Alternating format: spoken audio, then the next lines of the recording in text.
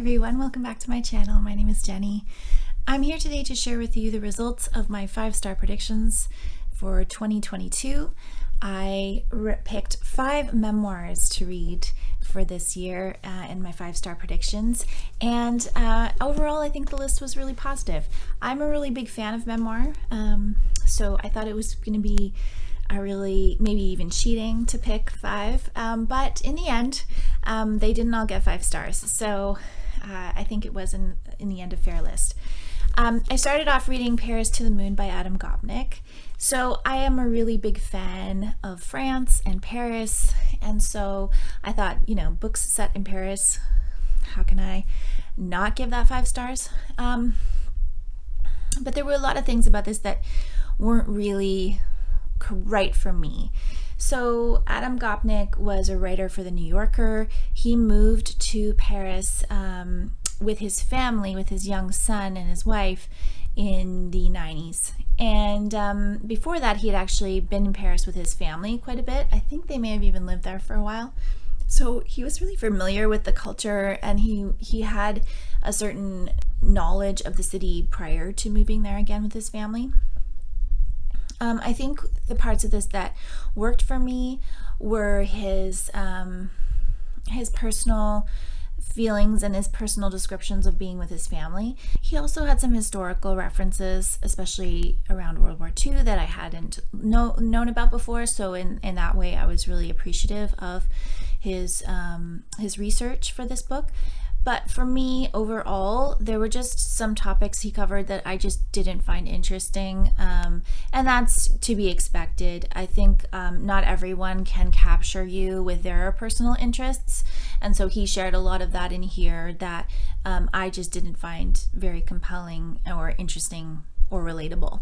So I ended up giving this one 3 stars, and I'm glad I read it, because again, I always want to read something that has a Paris connection and then make my judgments from there, but this just didn't reach 5 stars for me. The next one I read was Carrie, a memoir of survival on stolen land by Toni Jensen. Toni Jensen is an Indigenous woman living in the United States. She, in this book, she chronicles her relationship with guns, and also kind of a wider lens on violence in the United States through Indigenous cultures, through the idea of land being stolen and surviving through that, but also through murdered and missing Indigenous women and girls that happen around kind of larger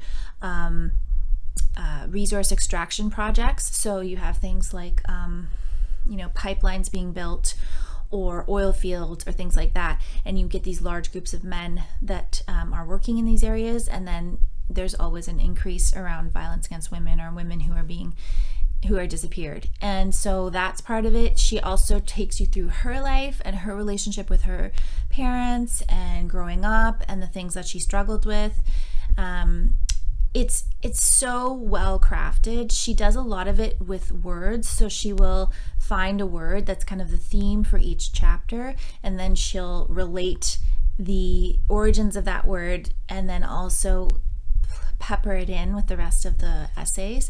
So to me, it was absolutely perfectly done, and I just thought her perspective on the world was fascinating to read, really heartfelt and genuine, and just like drew me through that book. So that was definitely a 5-star read for me. The next one I read was Dear Senthuran, by a Black Spirit memoir by Akwaeke Emezi. And I really enjoyed this one as well. There were parts of it that I felt were more relatable to me personally than other parts. I mean, again, that's always going to happen in a memoir. And this one is written in a epistolary form, so Emezi is writing a letter, and that letter is kind of to a specific person and relating an experience to that specific person. So it was, I liked that format a lot. I thought it was a way to really be drawn into the subject really strongly. And Emezi does not hold back in this. They go into their surgeries that they went through, their underlying belief in being a god and what that means in their culture, their search for their gods, their relationships breaking up, and the search for home. So many beautiful themes are explored in this memoir, and it was very, very good. I would say it almost got 5 stars for me. I would say it's like a 4.5. I definitely want to purchase this one as well. I listened to this on audio, and Emezi narrated it themselves, and I really enjoyed hearing their voice carry me through it. But I would like to own it because there are some beautiful, beautiful passages, especially about being an artist and pursuing your work and like putting your work above everything else. And that part just really resonated with me. So I'd really like to own a copy and be able to go back and reread those sections in the future. I also read Names for the Sea by Sarah Moss.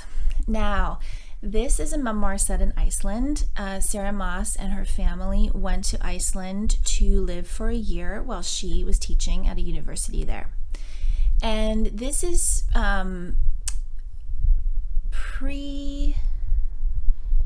it's post the kind of economic issues that happened, I believe, there around 2008. So it was interesting because a lot of people took some of the things she said about the way that Icelandic culture is structured and challenged her a bit.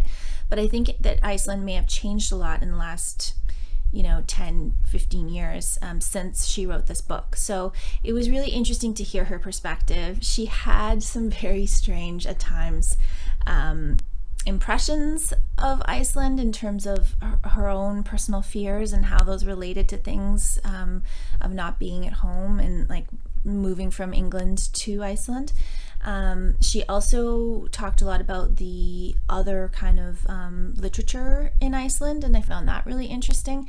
And just learning about the landscape and her impressions of the landscape, all those things were very interesting. And raising kids and like experiencing the Icelandic way of raising kids versus the British way. So it was a very, very interesting, a lot to learn type of memoir. And this was my first read for Sarah Moss, so I think I will try her fiction and see how I like it. This one was a 4-star read for me. And then lastly, I read H is for Hawk by Helen Macdonald. So H is for Hawk is one of those memoirs that is, it hit all the lists. A lot of people read it. It was very, very popular.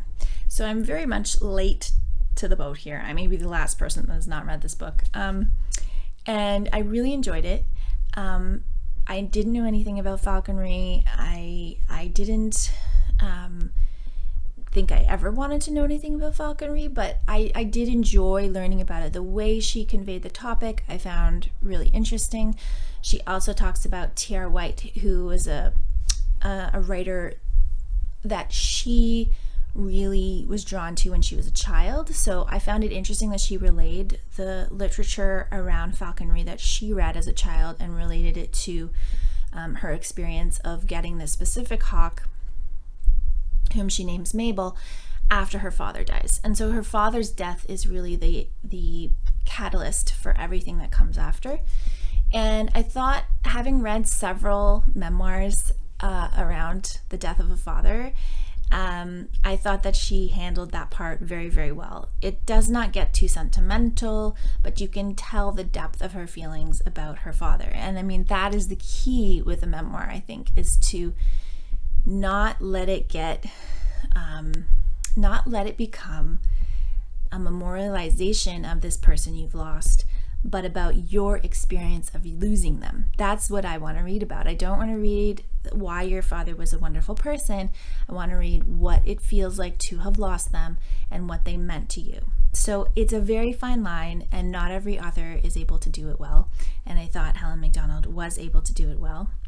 And for the most part, I thought that the book followed a really good pace and kept things in perspective. Near the end, it got a little bit off and went into a little tangent, which I didn't think worked with the rest of the book.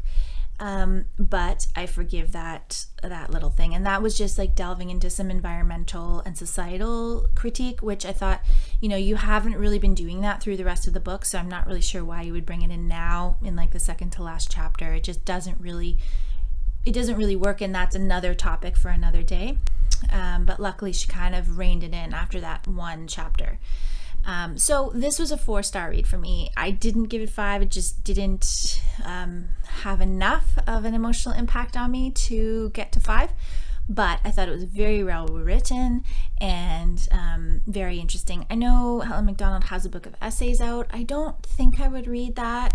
But if she did put out another memoir or something like that, then I would definitely check it out.